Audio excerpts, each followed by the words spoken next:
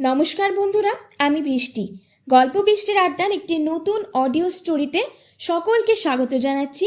আশা করছি তোমরা সকলে ভীষণ ভালো আছো, আর তোমাদের ভালোবাসায় এবং আশীর্বাদে আমিও বেশ ভালোই রয়েছি। বেশ কয়েকদিন ধরে একটা গল্প আমি শুরু করেছি এবং সেটার আজ চতুর্থ পরিচ্ছেদ পাঠ করতে চলেছি। কি বুঝতে পেরেছো? যদি বুঝতে না পেরে থাকো তাহলে আমি তোমাদেরকে জানিয়ে দিচ্ছি। কথাশিল্পী শরৎচন্দ্র চট্টোপাধ্যায়ের লেখা রামের সুমতি, তার চতুর্থ পরিচ্ছেদ আজ তোমাদের সামনে পাঠ করব। তাহলে চলো, বেশি কথা বলবো না, একদম সোজা গল্পের মধ্যে ঢুকে যাই। রামের সুমতি, চতুর্থ পরিচ্ছেদ। রাম ভাত খাইতে বসিয়াছিল। দিগম্বরী আড়ালে বসিয়া সুর তুলিয়া বলিলেন, অত বড় ছেলেকে অমন করে মারা কেন? ওর বড় ভাই কোনোদিন গায়ে হাত তোলে না। নেত্য কাজ করিতে করিতে বলিল, তুমিও কম নও দিদিমা, তুমিই তো সব কথা মাকে এসে লাগাও। সে রাত্রে অত মার তাহার মোটেই ভালো লাগে নাই। রাম শুনিয়া চোখ পাকাইয়া বলিল, ডাইনি বুড়ি আমাদের সব খেতে এসেছে। দিগম্বরী চেঁচাইয়া উঠিলেন, নারায়ণী শুনে যা তো দেওরের কথা। নারায়ণী স্নান করিতে যাইতেছিলেন, ফিরিয়া আসিয়া ক্লান্তভাবে বলিলেন, পারি নে মা আর কথা শুনতে। সত্যি বলছি নেত্য, মরণ হলে আমার হাড় জুড়োই, আর সহ্য হচ্ছে না। ওরে ও বাঁদর, এখনো তোর পিঠের দাগ মিলয়নি, এর মধ্যেই সব ভুলে গেলি? রাম জবাব দিল না, ভাত খাইতে লাগিল। নারায়ণী আর কোনো কথা না বলিয়া স্নান করিতে চলিয়া গেলেন। উঠানের উপরে একটা পেয়ারা গাছ ছিল। ভাত খাইয়া রাম তাহার উপর উঠিল এবং নির্বিচারে কাঁচা পাকা পেয়ারা চর্বণ করিতে লাগিল। কোনটার কতকটা খাইল, কোনটার একটু কামড়াইয়াই ফেলিয়া দিল। নিতান্ত কাঁচাগুলা নিরর্থক ছিঁড়িয়া এদিকে ওদিকে ছুড়িয়া ফেলিতে লাগিল। দেখিয়া দিগম্বরী গা জ্বালা করিতে লাগিল। নারায়ণী বাড়িতে নাই। তিনি আর সহ্য করিতে না পারিয়া বলিলেন, তোমার জন্য তো বাছা পাকা পেয়ারা দাঁতে কাটবার জো নেই, কাঁচাগুলো নষ্ট করে কি হচ্ছে? রাম কোনোদিনই তাহার কথা সহিতে পারত না। বিশেষ এইমাত্র নেত্তর কাছে মার খাইবার কারণ জানিতে পারিয়া রাগে ফুলিতেছিল। গাছের উপর হইতে চেঁচাইয়া বলিল, বেশ করছি বুড়ি। এই বিশেষণটা দিগম্বরী সবচেয়ে অপছন্দ করিতেন। মুখ বিকৃত করিয়া বলিলেন, বুড়ি বেশ করছ? আচ্ছা আসুক সে। যেমন কুকুর তেমনই মুগুর হওয়া চাই তো। কি বেহায়া ছেলে বাবা, মার খেয়ে পিঠে চামড়া উঠে গেল তবু লজ্জা হলো না। রাম উপর হইতে বলিল, ডাইনি বুড়ি। ডাইনি বুড়ি? যত বড় মুখ নয় তত বড় কথা। পাঁজি হারামজাদা, নাম বলছি। রাম বলিল, নামবো কেন? তোমার বাবার গাছ? দিগম্বরী খেপিয়া উঠিলেন, চিৎকার করিয়া বলিলেন, বাপ তুললি? শুনলি না তো? শুনলি? ঠিক এই সময় নারায়ণী ঘাট হইতে আসিয়া পড়িলেন। গাছের উপর দৃষ্টি পড়িতেই বলিলেন, ভাত খেয়ে স্কুলে গেলি নে? গাছে চড়েছিস যে? রাম ভাবিয়া রাখিয়াছিল গাছের ওপর হইতে দূরে বৌদিকে আসিতে দেখিয়াই সে নামিয়া পলাইবে, কিন্তু ঝগড়ায় ব্যস্ত থাকায় পথের দিকে নজর করে নাই। বৌদিদি একেবারে উঠানে আসিয়া দাঁড়াইছেন। সে ভয়ে বলিল, পেয়ারা খাচ্ছি। তা তো খাচ্ছিস, স্কুলে গেলি নে? আমার পেট কামড়াচ্ছে যে। নারায়ণী জ্বলিয়া উঠিয়া বলিলেন, তাই ভাত খেয়ে উঠে কাঁচা পেয়ারা চিবোচ্ছ? দিগম্বরী মেয়ের গলা শুনিয়া ছুটিয়া আসিয়া বলিলেন, হারামজাদা ছোঁড়া, আমার বাপ তোলে? বলেন না কেন? তোমার বাপের গাছ। নারায়ণী চোখ তুলিয়া বলিলেন, বলেছিস? রাম চোখ মুখ কুঞ্চিত করিয়া বলিল, না বৌদি, বলিনি। দিগম্বরী চেঁচাইয়া উঠিলেন, বলিসনি হারামজাদা? নেত্য সাক্ষী আছে। তারপর মুখ বিকৃত করিয়া সানুনাসিক সুর করিয়া বলিতে লাগিলেন, সেদিন যখন বেতের উপর বেত পড়েছিল তখন আর করবে না বৌদি, আর করবে না বৌদি, পায়ে পড়ি বৌদি, মরে গেলাম বৌদি, চেপে ধরলে চি চি করো আর ছেড়ে দিলে লাফ মারো। হারামজাদা। রাম আর সহ্য করিতে পারিল না। তাহার হাতে একটা বড় কাঁচা পেয়ারা ছিল, ঢাঁ করিয়া ছুঁড়িয়া মারিয়া দিল। সেটা দিগম্বরীকে স্পর্শ করিল না। নারায়ণীর ডান ভ্রুর উপরে গিয়ে সজোরে আঘাত করিল। এক মুহূর্তের জন্য চোখে অন্ধকার দেখিয়া তিনি সেখানেই বসিয়া পড়িলেন। দিগম্বরী ভয়ঙ্কর চেঁচামেচি করিয়া উঠিলেন। নেত্য কাজ ফেরিয়া ছুটিয়া আসিল। রাম গাছ হইতে লাফিয়া পড়িয়া ঊর্ধ্বশ্বাসে দৌড় মারিল। দুপুরবেলা শ্যামলাল স্নানাহার করিতে আসিয়া দেখিলেন বিষম কাণ্ড। নারায়ণী নির্জীবের মতো বিছানায় পড়িয়া আছেন। তাহার ডান চোখ ফুলিয়া ঢাকিয়া গিয়াছে। তার উপর ভিজা ন্যাগড়ার পটি বাঁধিয়া নেত্য পাখা লইয়া বাতাস করিতেছে। দিগম্বরী আজ আর আড়ালে গেলেন না। সামনেই চিৎকার করিয়া কাঁদিয়া বলিলেন, রাম মেরেছে, রাম মেরে ফেলেছে নারায়ণীকে। শ্যামলাল চমকাইয়া উঠিলেন। কাছে আসিয়া আঘাত পরীক্ষা করিয়া দেখিয়া কঠিনভাবে স্ত্রীকে বলিলেন, আজ তোমাকে আমি দিব্যি দিচ্ছি, যদি ওকে খেতে দাও, যদি কোনো দিন কথা কও, যদি কোনো কথার থাকেও, সেই দিনে যেন তুমি আমার মাথা খাও। নারায়ণী শিহরিয়া উঠিয়া বলিলেন, চুপ করো, চুপ করো, কথা মুখে এনো না। শ্যামলাল বলিলেন, আমার এত বড় দিব্যি যদি না মানো, সেই দিনে যেন তোমাকে আমার মরা মুখ দেখতে হয়। বলিয়া ডাক্তার ডাকিয়া আনিতে নিজেই চলিয়া গেলেন। সমস্ত দিন নদীর ধারে ধারে বেড়াইয়া বসিয়া দাঁড়াইয়া অসম্ভব কল্পনা করিয়া রাম সন্ধ্যার অন্ধকারে লুকাইয়া বাড়ি ঢুকিল। দেখিল উঠানের মাঝামাঝি ছেঁচা বাঁশের বেড়া দিয়ে বাড়িটিকে দুই ভাগ করা হইয়াছে। নাড়া দিয়া দেখিল বেশ শক্ত, ভাঙা যায় না। রান্নাঘরে আলো জ্বলিতেছিল। চুপি চুপি মুখ বাড়াইয়া দেখিল সেখানে ওই ব্যবস্থা করা হইয়াছে। ঘরে কেহ নাই, শুধু একরাশ পিতল কাঁসার বাসন মেজের ওপর পড়িয়া আছে। ব্যাপারটা যে কি তাহা ঠিক না বুঝিতে পারিল সকালবেলার কাণ্ডটার সহিত কেমন করিয়া যেন যোগ রহিয়াছে। তাহা অনুমান করিয়া তাহার বুক শুকাইয়া উঠিল। তখন ফিরিয়া গিয়া সে চুপ করিয়া তাহার নিজের ঘরের মধ্যে বসিয়া বাটির অপর খণ্ডের গতিবিধি শব্দস্বরা শুনিতে লাগিল। ইতিপূর্বে তাহার যে অত্যন্ত ক্ষুধাবোধ হইয়াছিল, এখন সে কথাও ভুলিয়া গেল। রাত্রে তখন বোধ করি 9টা।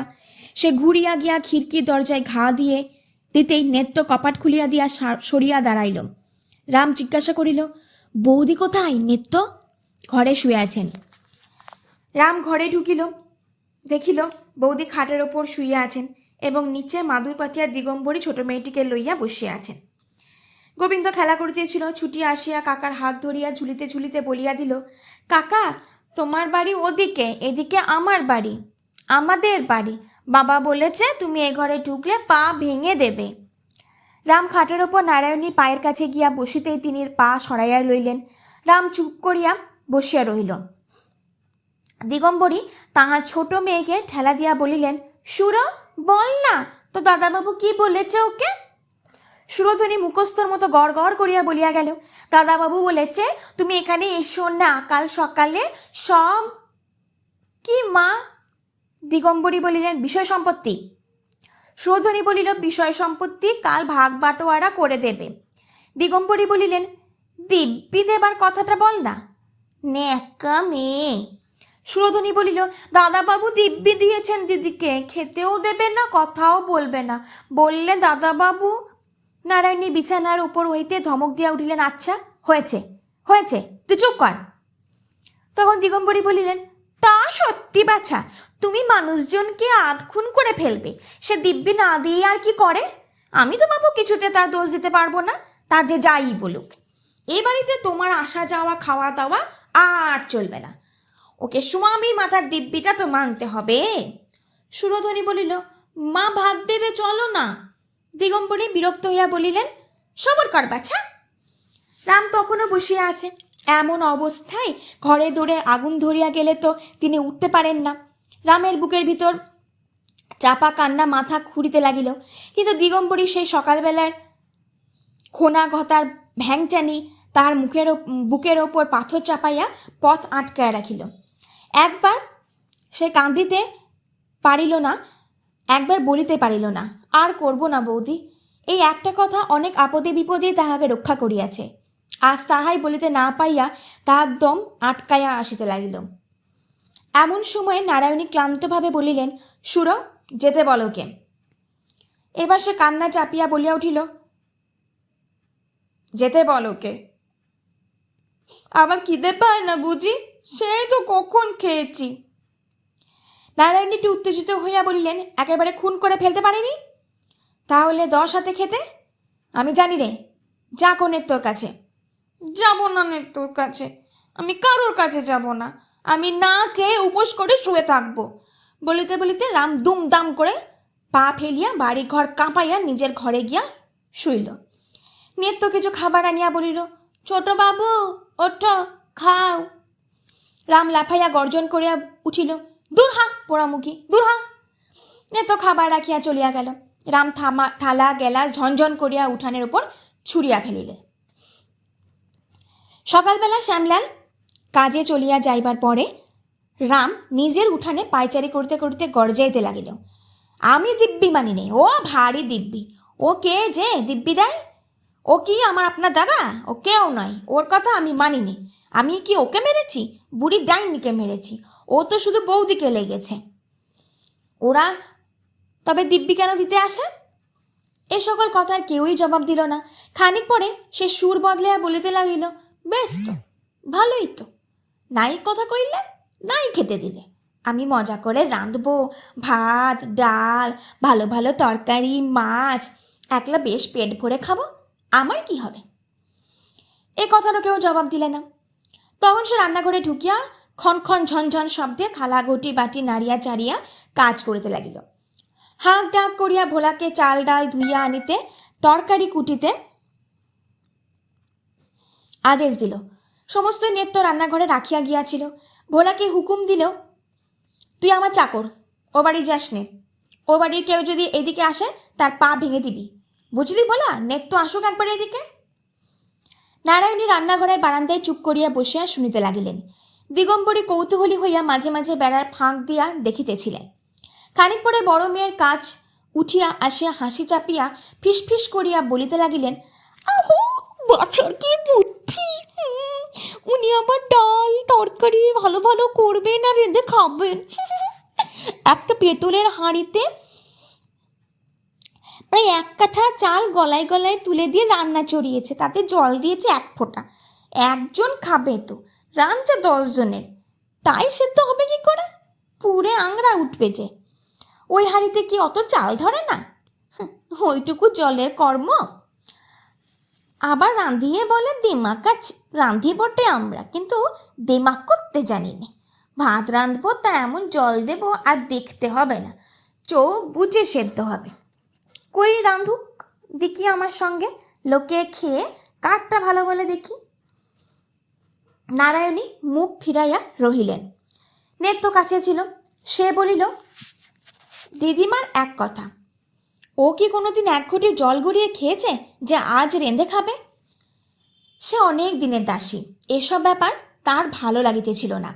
মায়ের দেখা দেখি সুরধ্বনিও মাঝে মাঝে গিয়া বেড়ার ফাঁক দিয়া দেখিতেছিল। ঘণ্টাখানেক পরে ছুটিয়া আসিয়া দিদির হাত ধরিয়া টানাটানি করিতে লাগিল।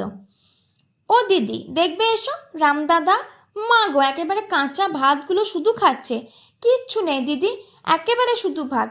আচ্ছা দিদি, কাঁচা ভাতে পেট কামড়াবে না? নারায়ণী তার হাত ছুড়িয়া ফেলিয়া দিয়া উঠিয়া গিয়া বিছানার উপর শুইয়া পড়িলেন। সে যে কত দুঃখে কত বড় ক্ষুধার তাড়নে এইগুলা খাইতে বসিয়াছে সে কথা তাহার অগোচর রইল না।